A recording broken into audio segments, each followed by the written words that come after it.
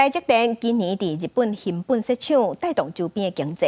新本县的知事木村敬昨昏是拜会台积电新竹的总部，想要来争取新本三厂，不过台积电无做出明确的回应，敢若答应讲会继续拍拼培养新本厂的人才。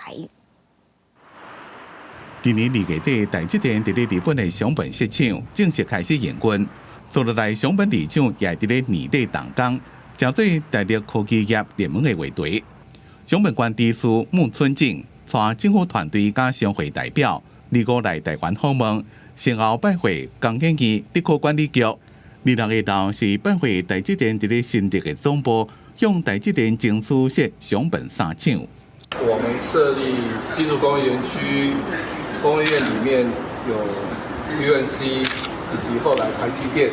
希望建造熊本在地科技聚落，但是台积电无予因明确的答案。伫咧对谈的时阵，再一遍承诺，熊本厂将会专力伫咧绿色制作加地下水涵养，继续积极甲当地大学院校共同培养人才，发展产学技术研究。希望台积电未来会当带予熊本更较侪正向的影响。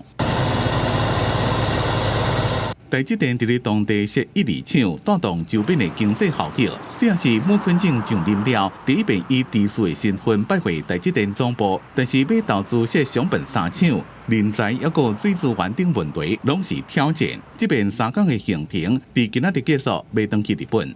记者综合报道。